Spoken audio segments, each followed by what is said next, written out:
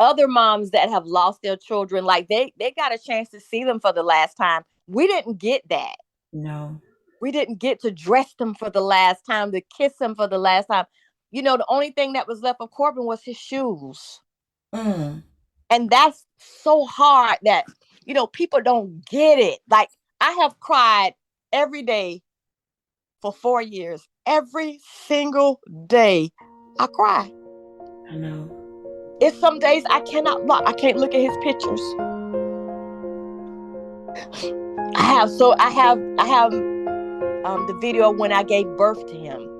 And I Right. was like, God, you gave me so many memories of Corbin. Like, I have so many memories. Like, when we would leave church, we would take selfies. Getting ready for church, we'd take our selfies in the car.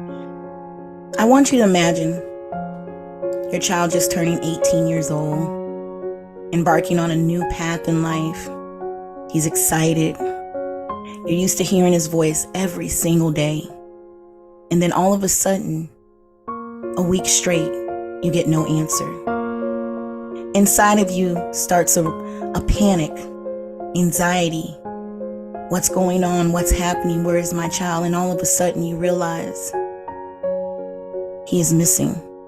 Today we have a great story, an emotional story from a great lady. This is the story of Corbin Johnson. His mother, Melissa Jackson, is with us, and we're going to tell his story, and we're going to give the audience an overview of what happened and what she had to go through when she endured him being missing. Hi, Miss Melissa Jackson. How are you? I'm fine. How are you doing, Tawana? I'm doing great. So what we're going to do is we're going to start off with I want to know about Corbin because I went through a lot of his interviews and a lot of the backstory, and I just think that it's important for us to tell who he is and what Mm-hmm. kind of person he was and the relationship, because it seems like you guys had a very powerful relationship when you talked. So tell us a little bit about Corbin and your relationship with him. Well, Corbin was the baby of my three boys. He was definitely a mama's boy, very spoiled, very sweet. People didn't know that he was shy. He's a very shy, very giving. Just had such a beautiful smile. Um, he just was a light. His friends would tell me how he would share every and anything that he had. He never bragged about the things that he had, even though a lot of people he was around, he had more than them, but he always was humble about what he had. He never bragged, and just giving and so sweet. Definitely loved to be around his mom, loving on me. We had a relationship where we would talk about anything. I allowed him, for us to, we had such a great relationship, a great friendship. It was just he was a really, really, really a sweetheart, a really Ha- sweet. Had he graduated high school yet? He would have. He Okay. Yeah, So that year he would have been graduating high school. right. He would have been graduating. Right. Okay. So basically, it was a very a primary time in his life. He was about to embark on a whole new journey in his life. Right, because me and his dad, we told him that when he graduates, we was going to get him a car, so that was something that he was looking forward to. He also was in a Christian school at first. Also, Right. wasn't he? Yes, yes, he went to Eagle Academy. Eagle Academy. Okay. Right. So tell me, when did you first, the day that you realized that something wasn't right, take us back to that very day and let us know exactly what happened from the start. Okay, so it was July the 11th. Um, he he had a job interview, and um, my ex husband, which is his stepdad, they remained, just had a wonderful relationship. He took Corbin to his job interview, and he came home, and we talked about it. And I just remember, that day. I remember what he had on. I remember just so much of what we talked about. And he came up the steps about three times, and the fourth time he's like, "Mom, getting ready to leave," and I just remember looking at him and was just like, "God, he is so tall and handsome." You know what I mean? I was like, Right. and so he was like, "Mom, I'm getting ready to go," and I was like, "You leaving?" And he was like, "Yes." So, um, I walked him down the steps, and we always said I love you. Always. That's something that my grandmother, taught me. You always say I love you. And this particular night, he was going out the door so fast. When I shut the door, I was like, God, we forgot to say I love you. And I was going to call his cell phone. I was like, no, I'll just call him tomorrow. It was late. I was, going up to bed because I had to, get up early and go to work. Right. So July the 12th, I'm coming home from work. I'm pulling into my subdivision, and I get a call from one of his friends. And she said, Miss Melissa, have you talked to Corbin? And I was like, yeah. I was like, yeah, I talked to him. I talked to him yesterday, last night. And she was like, well, his friend he says he's missing. And I immediately became kind of irritated, like missing, whatever. You know what I mean? Okay. Yeah. So I called his cell phone, and I promise you, when I called his cell phone and it went straight to the voicemail, my heart dropped because Corbin's phone was his umbilical cord. He loved his phone. He would probably knock on someone's door to charge his phone because he loved his phone. So it went straight to the voicemail. So I called his dad, and I was like, I just got this strange call, and his friend was saying Corbin is missing. He was like, well, I called him this morning. Well, I'm sorry. He said he texted him this morning at 9:30, and he said it was strange because he didn't realize Corbin never texted him back, and he always did. So Right. he was like, well, I'm gonna come over because I was, he can tell that I was kind of like, upset, but I was still trying to like, nah, it's got to be something. Right. But it couldn't be what it ended. You know what I mean? That wasn't expecting the end Mm-hmm. that I got. So he came over. So he said, "Oh, I'll go talk to some of his friends." So he left me there. He came back, and the look on his face was like, we need to call the police because their stories keep changing. Who is this that's asking to is it who's asking this? Is this the stepdad? Yeah, this is his stepdad. Okay, so he's out in the field trying to figure Right. out what's going on, and the pieces aren't matching at this moment. They're not matching. Okay. So we called the police, and by this time, some of his other friends, they're like girls, they came to the house, and they were crying because they had been on FaceTime that night before with Corbin. So, and they, it was going around like, Corbin is missing. So they came to my house, and we're sitting in there. The police are taking a report. The little girls is telling them everything, just telling them, what they knew. Um, so that was July the 12th. So the 13th, the 14th, all this time just kept going. And, a lot of the friends that he was around, they never came to my house again. They didn't reach out to me. They kind of made themselves scarce. They just didn't come around. I was meaning to ask you because it's really crazy because, if you seen your child or you seen him maybe the 11th, and then all of a sudden on the 12th, someone would know that he's missing. Right. It doesn't seem like the friends would just say he's missing. They would probably be like, hey, trying to call around to see whether or not he is, you know what I mean? Mm-hmm. To say he was missing, it stood out. Like, Right. what would make them say that particular thing at that time? He could have just been at someone's house. Right. Exactly. You know what I Right. mean? So that was a red flag. And then they said the last time they saw him was at 9:30 in the morning. So why would y'all wait to all the way to 4:30 p.m. to let his mom know? That didn't make sense to me. Right, right. So so like I said, just imagine a week went by, a month, 2 months, 6 months. Let's back up. So, um, first of all, when you knew something, at what particular moment did you know that something definitely was wrong? Was it the day after when you just didn't receive the phone calls, or he Right. wasn't? Right. Because Corbin had to contact me every day. Yes. He had to either call, he would call, text, or FaceTime. He every day, or either I would turn his phone off. So that Mm-hmm. was something that he had to do, and that's something that he did consistently. Mom, Right. I'm da da da. Mom, I'm coming. You know what I mean? So I kind of knew, because one thing I knew, that Corbin would not run from me. I was his source. I was a person that made sure he was okay. I'm the person that he called through anything that would happen to him. If he fell off a scooter and he called, Mom, I fell off the scooter. I was like, well, do you need to go to the doctor? He was like, no, I just wanted you to know. So he would always call me about anything, and he had to, because he didn't want to get his phone turned off. So that And was the you, and pattern you we were needed his to keep each other.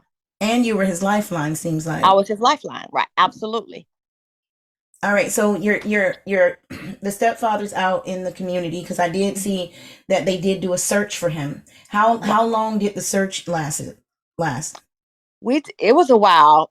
We ended up, the last place he was seen was at a gas station, and the media was there, and we spoke. I mean, we was doing flyers everywhere, just canvassing the area where he was at. I kind of couldn't do it a lot, but my ex-husband, he was really on the pavement, just out there, just doing everything he could, because he really and truly had a love for Corbin, and Corbin definitely had a love for him. Right, right. So the community did come out, and I did see some articles, well, some videos showing that the community did come out. They did. Yeah, they showed up in numbers too. They did. I was. It really and truly touched my heart. It really did. Yeah, because I was thinking to myself, um, and we've talked. When I was researching this whole thing, Melissa, it just was so emotional for me, and you know why? Because Hmm. our paths are so similar to each other, and he just stood out to me. I didn't know Corbin at first until the TikTok video came out, but the exposure, I still want to say the exposure that I feel like he should have got was a little bit more, that he should Hmm. have got with the news, because he was only 18. He hasn't Right. he hasn't graduated high school. That means he's really considered still to be kind of a minor, because he's in Hmm. high school. And I just think that his coverage, it should have been a little bit more coverage on him. So Absolutely. um so a month goes by, right? So Hmm. how was your well-being a month in, 90 days in, as in working and taking care of other children and things like that? What was that like? Um, it was. It. I have to say, it was hard, but I Right. went to work every day. Hmm. I would cry, get up from my desk, go back to my desk, work. I just try. I just stayed busy. I tried to keep it as normal as I could. I just tried to stay normal. I just tried to stay normal. I tried to stay busy. I went to therapy during that time. I started going to therapy, which really and truly helped me. And it was at my church. My church provided, the counseling that I need and the support that I needed. So I really made sure that I surrounded myself with people that were loving and encouraging, not people that was promoting hate and anger. I wanted to be around positive people, because I didn't want to feed my soul and my spirit anything negative. Right, right. So I So basically protected my peace. that's the only thing you can really do at that moment. Right. So 6 months in, they still hadn't had anything, right? 6 months in, nothing. I have a really, really great relationship with the detective. They definitely, you know, anytime I would text them, always would text them, don't forget about Corbin. We won't forget about Corbin. And I would tell them, like, don't call me for the small things, because my heart would sink anytime I would see their number come up. But if it was anything that was important to let me know, because I had so many people to one. Anytime a body was found, people were calling me. And that Right. would sometimes send me, like, you know what I mean? Oh, Like, I know what you mean. Because I like was the opposite of you. I would like everything that came through, I was like, I'm going. And after a while it plays a toll on your mental. it does. Yeah. So, and then when I talked to the detectives, he was like, Miss Jackson, don't listen to anything. You will be the first person that would know, or that, you know what I Right. mean? But I had them, they had to come to my job and swab my mouth for DNA. That was so difficult for me because it was real then. It was seem like it was real, like 6 months. It's okay, this is real. He's really missing because, and then all kind of things is going through your head as a mom. You're thinking like, if he's alive, I just hope no one is hurting him. Right. I hope he's somewhere where it's clean because he was so used to, a nice place and his nice room. I just would always pray that. And then on top of this, I had a person that was trying to extort money from me. Um, this person reached out to me through Facebook Messenger, and they told me, it's like, we have Corbin, he's crying for you, and Oh, wow. um and if I don't send them $8,000, they were going to kill him. And I said, well, if you give me proof of life, I can get you the money, but I have to have proof of life. And they was like, stop playing with us. He's crying for you. He want his mom. And that person sent that message to almost every friend on my Facebook. They Oh, sent that. wow. What I did is I screenshotted information, provided that information to the detectives, and they found the person. Oh, wow. Okay. So that was hard. That was, I just can understand how could someone do a mom like that. That you couldn't even imagine how fast I was typing, just like, don't hurt him.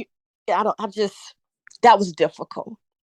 Melissa, the thing about it is, there is, I'm in tears just even thinking of that because, you're right. At a very vulnerable moment in your life, people would want to be so evil, you Right. know, just the evilness that's in this world nowadays. Not just you already know that someone is missing their child and they're looking for them, but instead you pile on another hurtful thing for them to have to go through at a time that they don't need that. You know what I'm saying? I don't know what goes on in a lot of people's head, but I just know that we have some evil people that live in this We world. we really do. Yeah, we do.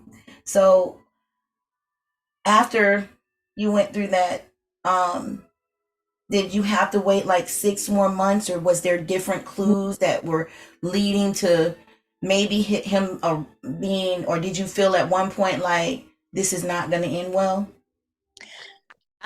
In my heart of hearts, I knew that after like a week, if if Corbin hadn't reached out to me, it wasn't going to end well because, like you said, I was his source. I was that mom that was there and that loved on him, and um so he I'm definitely not the person that he would ever run away from.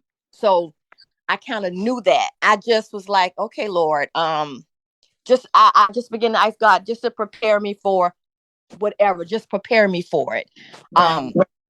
Because I know it did not surprise him. It did not. What happened to Corbin did not surprise God. I just was always asking him, prepare me for it. So I walked. I would walk between 6 and 9 miles every day. I just walked. I just walked. I walked, and that would clear my head. I would talk to God. I would talk to God. And I was, starting to feel a little stronger, like, okay, Lord. Then on the anniversary of him missing, I remember it was raining and we were going to go and release some balloons. And I told God, I said, I cannot go another year without knowing where my child is. I Right. can't. I said, Lord, I can't. And so like I said, he went missing July the 12th, 2018. That same day that I cried out to God, they found him July the 12th, 2019. Mm. Um, and I think in that one, God was really showing me, I got you. You know what I mean? Right. I got you through this. If you just trust me, I know God would always tell me, you have to trust me. You have to trust me. You got to trust me. I'm going to make this right. You have to trust me. You got to trust me. And when I got the call 3 days later, because after they found him, they had to Identify him. identify him. And I remember I was in Marshall's. I was getting one of my nephews something for his birthday, and I looked down at my phone and it said the detective's name, and my heart just dropped. And I answered the phone, and I can hear it in his voice because we had became so close, and they were so wonderful to me. And he said, "Are you home?" And I said, "No, but I can be there in a few minutes." I was like, "Do you need me to be home?" He was like, "Yes." I said, "You found Corbin?" And he was like, "Yes, ma'am." And I said, "I'm on my way home." And and he said he would be there in 20 minutes. And I remember getting in my car. I dropped all the clothes and I just, walked out, and I got in my car. I just started screaming. Mm. Started screaming. I was screaming. I called my best friend, and I was talking to her, and I was just crying. And I can remember hearing her praying. And I remember her praying. I remember this voice was so clear. And it was like, "Put a thank you, Jesus, on your lips." That's Yeah. what you. And I began to just scream, "Thank you, Jesus. Thank you, Jesus. Thank you, Jesus." Because about 6 months of CJ being missing, I went to this adult, um, that this young lady, she has a foundation. It's for adult missing children. I remember going there, and it's kids that were missing 20 years, 10 years. And as moms, they were still crying and hurting. And Right. so I think that's what God was like, "You put a thank you, Jesus, on your lip." And I just began to tell him, "Thank you, Jesus." And I just calmed down. I was just calm. I was calm. I went to my house, and the detectives came. And when they came in, I was so calm. And only thing I told them, I said, "I don't want to know what happened to him right now. I don't think I can handle that." And they told me they found him. And he was like, "We want to put it in the news. So we definitely wanted you to get out so you can call your family and tell your family." And they had tears in their eyes, because they didn't want it to end the way that it ended. They knew he came from a good family too. You know, Absolutely. They I told don't think people realize too. Like sometimes those detectives, like when we were looking for Jabez and they broke the news, and I think this is probably one of the most emotional interviews because as you're talking, it's almost like it's like the same footsteps. You know what I'm saying? And I Mhm. know that it was hard, but well, as I talk to you, I hear the strength that God has given you and that Corbin is probably giving you too. But Absolutely. um those detectives sometimes get very attached to certain cases, hoping that Corbin Corbin wasn't a child that was out there running around acting a fool and really getting in trouble like that or causing chaos. So he was somebody's neighbor, Mhm. somebody's brother, somebody's cousin, somebody's son. He's one of those kids in the neighborhood that you see throwing a football, you know? So when Yeah. you look at Corbin, At he's the end like of the that. day, he was. Mhm. I'm sorry.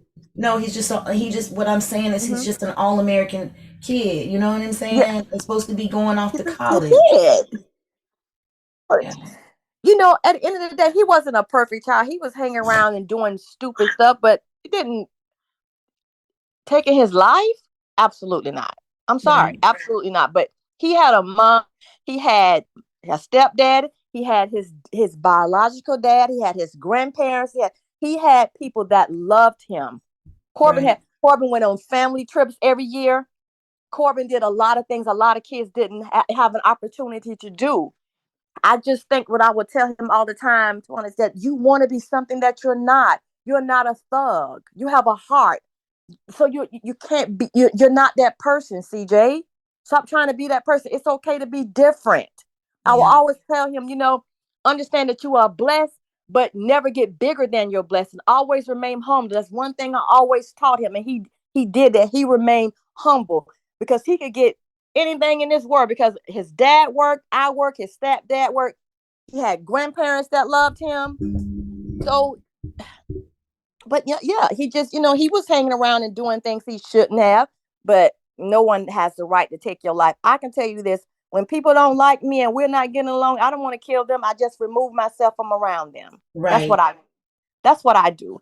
Um, but I will always tell Corbin, like, Corbin, you cannot hang around people that don't have anything because they have nothing to lose. They're like crabs in a bucket. Mm-hmm. They're always pulling, pulling, pulling, never giving back, giving back, giving back. So, but he was like, they're my friends. I mean, my son, Tawana, he would take in his book bag. I have caught 5 pair of his Jordan shoes in his book bag. And I'm like, excuse me, why are you taking all these shoes to school? He was like, well, I let my friends wear them because they don't have the shoes that I have. That's the kind of child I had. Right. That's the kind of child. He wasn't found too far away from where he was last seen either, was he? He was about 15 minutes away, 15, 20 minutes away from me. And that was a hard day. That was just a very hard day. Everybody, started coming over to my house, and I promise you, I was overwhelmed. I just that day it became real, Right. because everybody's coming over with the sodas and the chicken and the rolls, and it just everybody was coming over, and I promise you, I could not handle it. I couldn't. I had to tell everybody to just nicely, I need time to process it, Yes. you know? And so, Yeah, that I mean I don't think they realize how overwhelming that feeling is the day that you find out. It's almost kind of like it seems like time kind of stands still, you know. exactly, And exactly. the day that you realize that they're missing from the day that you discover them, and you said something very, very powerful. God gave you the opportunity to at least know where your baby is. Some Mhm, people that have missing children mhm. or even adult children, it doesn't matter. Right. They don't never get to know where their child is, and that's a hard burden to carry. Mhm. It's just a very hard burden. Um, I hate that Corbin even had to go through any of this. And when I look at his picture, I think to myself, I'm like, somebody took this child and made him feel as though he trusted them, and all the Right. while they probably had a whole scheme of things that they and didn't even have nothing, probably didn't even have that much to even take. That's the crazy Right. part, you know and they don't know the ripple effect that happens, that they send out, not just his mother, his grandmother, his stepfather, his brothers. Like that does something to all of you, not just one person. It does it to All of us. and the community, his church people. So I mean, when I look at Corbin, it's so unreal how much Jabez is in him. It's I so know. unreal, I girl. feel so connected to you because of that. Because other moms that have lost their children, like they got a chance to see them for the last time. We didn't get that. No. We didn't get to dress them for the last time, to kiss them for the last time. The only thing that was left of Corbin was his shoes. Mm, And that's so hard that, people don't get it. Like, I have cried every day for 4 years. Every single day I cry. I know. It's some days I cannot look. I can't look at his pictures. I have the video when I gave birth to him. And I Right. was like, God, you gave me so many memories of Corbin. Like, I have so many memories. Like, when we would leave church, we would take selfies. Getting ready for church, we'd take our selfies in the car. Um, I just remember asking him things like, "How I look?" He'd be like, "You all right?" And I was always telling him, I was like, "You're such a hater." So we And you just know had what? Melissa, those are the moments that make it worth it. You know what I'm exactly, saying? yeah. Those are the moments that no matter what they do, they cannot steal those moments. You know what I'm saying? They cannot. So They, the reason that I ended up following you is because of I seen Corbin's story on TikTok mhm, basically. right. And the kids were doing this TikTok, and I'm like, I was this, and I'm like, this is a are these real people? And then Mm-hmm. all of a sudden, I look at the news. It was on, I think, I want to say nightly news, and it was on there that this was like real people and Corbin was real. So I started to look for his story, never knowing Mm-hmm. that we were going to end up. And I wanted to do his story on the podcast because it was just so similar to Jabez. I'm like, what are they doing? Because I don't know if this is a new thing that they're doing in the urban communities, but if it is, they need to cut this out. Absolutely. I mean, it's beyond words. First of all, to have anybody, I did a Facebook page, and I told you about this before. Emmett Till mother Mm-hmm. remind me of her as a strong black woman. She put Emmett Till's body out in order for them to see what they had did to her What baby. they did to her baby. His body set off a whole civil rights movement that changed a whole bunch of things. Emmett Till. Emmett Till. So I one day I put the picture of not the whole thing, but just of some bones, and told them, I'm like, this is what y'all gave me back. That's right. This is what y'all gave me back, to let people know this needs to come to a halt. We're Ab- losing too many of these young black boys in this community, and you're not just you're killing them younger and younger and younger. So when I seen that TikTok video and I seen what it was about, you used the right word in your interview. It was disgusting. Absolutely. The I Uh, mean, girl. I I let me tell you, I just one day I promise you, when I'm at home, I keep getting instant messages on Facebook like people are saying, "Hi, I'm such and such. I'm so sorry. I did not know this was your son's Corbin. Oh, I'm so sorry." I'm like, "What?" Because I don't have TikTok. So Right. I didn't know anything about the TikTok. And then Corley Peel from the news, she reached out to me. She was like, Melissa and I had a really great relationship. She was like, "Do you know that it's like over 4 million at people is trending. Where's Corbin?" I said, "Well, I don't know anything about that. I'm not on TikTok." I said, "But that probably that's probably why people have been reaching out to me, saying, they're sorry they took it down, they removed it. I'm taking it down. I'm so sorry." I mean, it was just over. It was just so much, so much, so much. And I really expressed to them, "Thank you so much. I was very kind, like I always try to be." You know what I mean? So Right. she was like, she wanted to talk to me about it. And I was like, sure. So, and this particular day, I had COVID. I was Hmm. so sick. I was sick. Right. And I put on, let me tell you, I put on a jacket. I wear cute, I like hats. So I had a hat on. My hair was so nappy. I looked a hot mess. But I fixed myself up, you know what I mean, to be on TV. And I talked about it and I let them know, look, you want to know where Corbin is? Corbin is in my heart. I carry him around with me every day. This is where Corbin is. And I promise you, when that story aired, Juana, so many people had so many negative things to say about what I had on, not even paying attention to the story. You know what? I didn't get, we talked about it, and I didn't get to see the interview until a couple days later. And I said she couldn't have handled that with more class than anybody I know. It was handled so well because a lot of people would have got upset about it. Mm-hmm. I think I would have been, I was angry just to hear that they would use, this young man has been murdered, thrown somewhere, and his body has been found, and y'all want to use that as a song.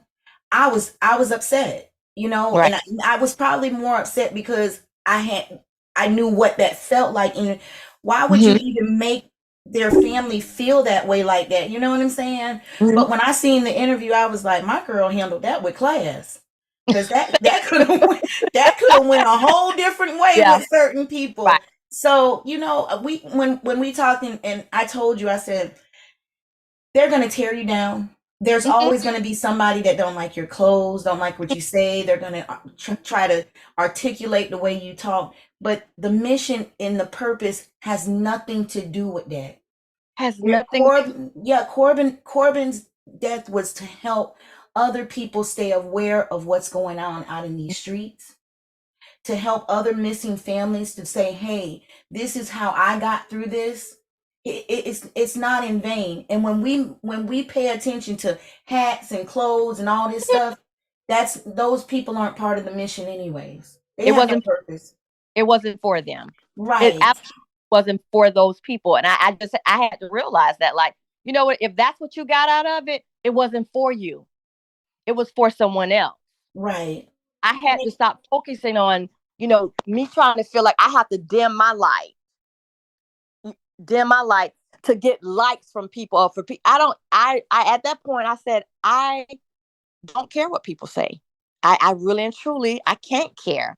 Because if they only knew what we were going through or what I'm going through, they would change their narrative. And you know what? One day I was just like you. I was like, Lord, look what they saying about me. Da da da da. You know what God told me? He said, "What is this about? Is this about you or Mm-hmm. what I'm trying to do?" Absolutely. That's what he told. He said, "Is this about you wanting to be?" Because it has what's going on with us has really not. God is so big, and that his understanding has really nothing to do with ours. You know what I'm saying? And Nothing. he knew the day Corbin came in what was going to happen. You know what I'm Absolutely. saying? And that's Mm-hmm. why I think that nobody can't tell me that you're not going to be a powerful advocate for those kids that are getting killed in the streets, those kids that are missing. You're going to be an advocate even if it's just by you telling your story. Absolutely. I I do. sh- I believe that. I have a love for them, for children. Even, CJ's friends, I still love on them. If they call me, I have no hatred toward them. I just don't. I don't have that in me. You know what I mean? Hey, I just don't. People want me to. Well, you should feel this way. That when I have to trust what God said, and this is what He said to me. I'm going to make this right. And if you Right. can God to say something, you can best believe it's going to happen. Right. You're It's not going to happen on my time, but it's going to happen. He promised me I'm going to make this right. And do you trust me? And I said, God, but I am scared. Do you trust me? I have to trust you because you all I got. He's the reason why I can get up. I got up every morning and I went to work, not looking toe up. I did my face, everyone. I don't care if I had to do my eyebrows 5 times. I still got up, got myself together. I got out here and went to work every day. And that's hard. People don't And that's realize it. hard. Cause That's girl, I hard. ain't even gonna tell no stories. Some days I woke up, I know that I look probably like she need to go back to bed, especially when I was in the woods and stuff. It's hard. It's hard to get up. It's hard to pay So attention hard. to the things that you need to pay attention to, and people don't really, you know what it reminds me of, and I tell people this, and I discussed it with one of the ladies that's in Silent Women Speaking. Um, it's almost like, you know how when veterans go over to the war and they come back with PSTD. Exactly. It's like a trauma. It's like It's almost like a trauma. trauma like that. Trying to sleep was hard for me. It was hard. It was, oh, I just, only thing I could just imagine your mind is playing tricks on you. Like, people was coming to me, people just so insensitive. And one thing about it, I gave him some grace.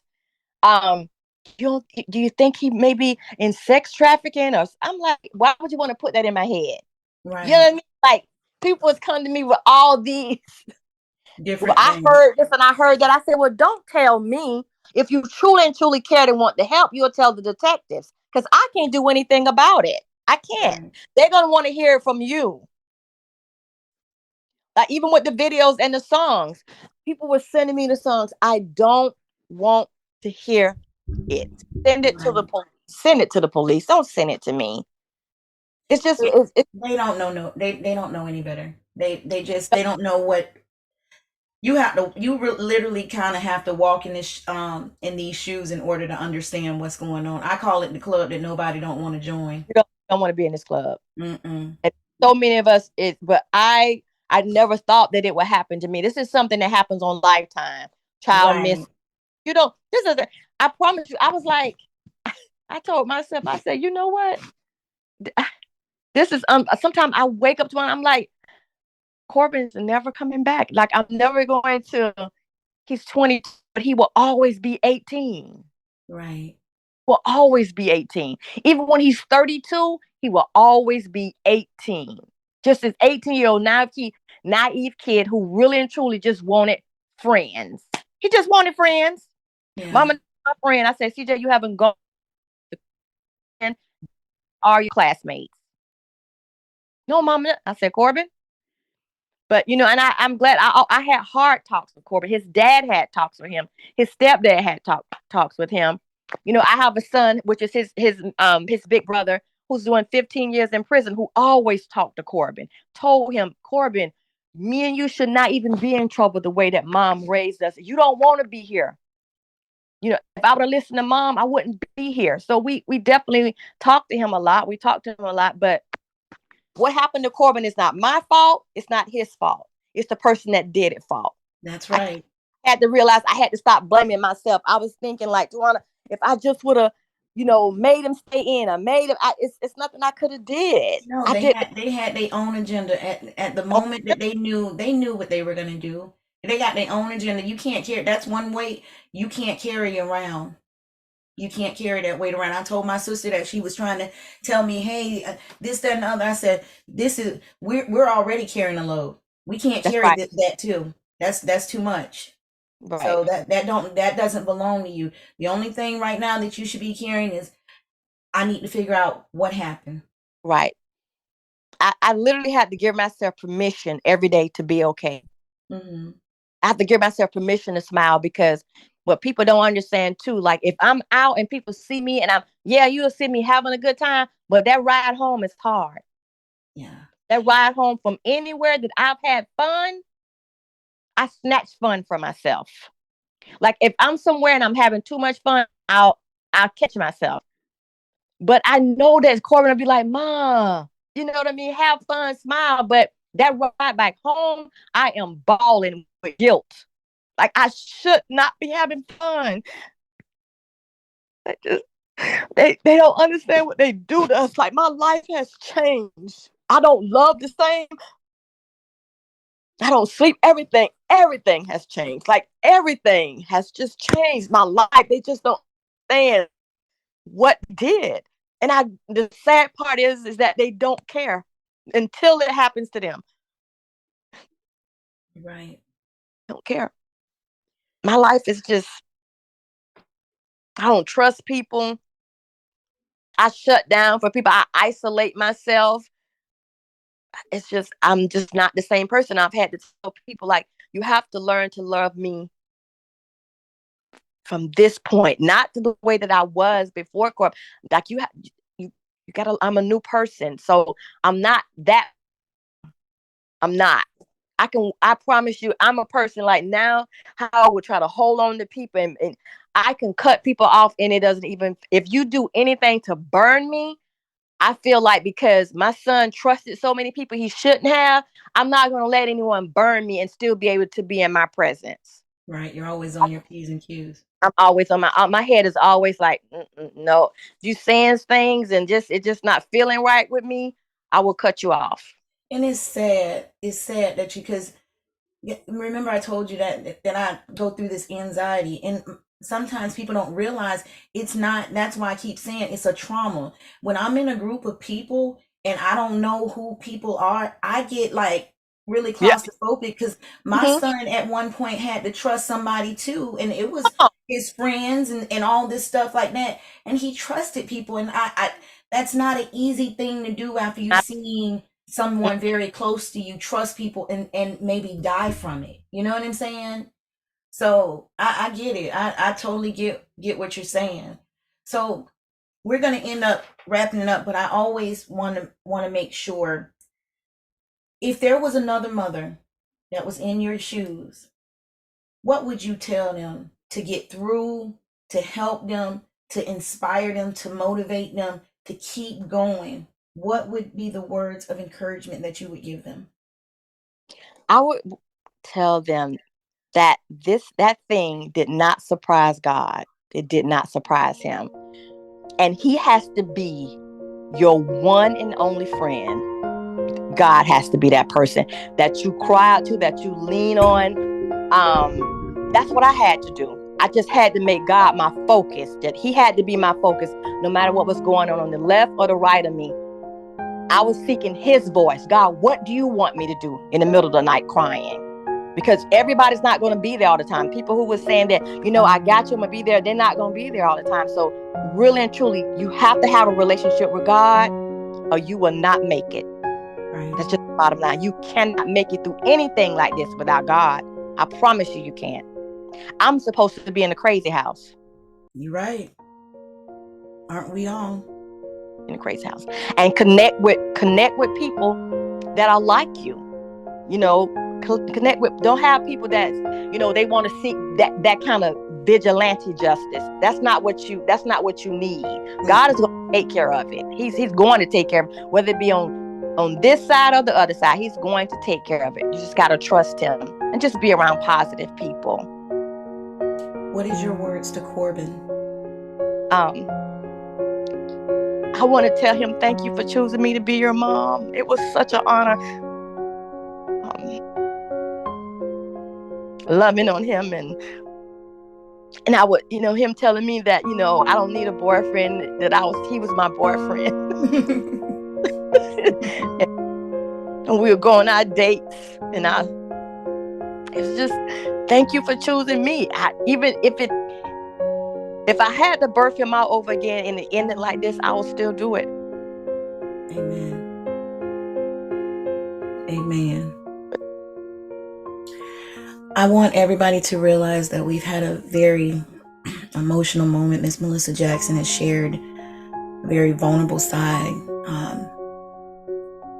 Please tune in to Missing Our Voices and make sure that you listen to this over and over again to get all that is needed. This is Tawana Spann, and this is Missing Our Voices.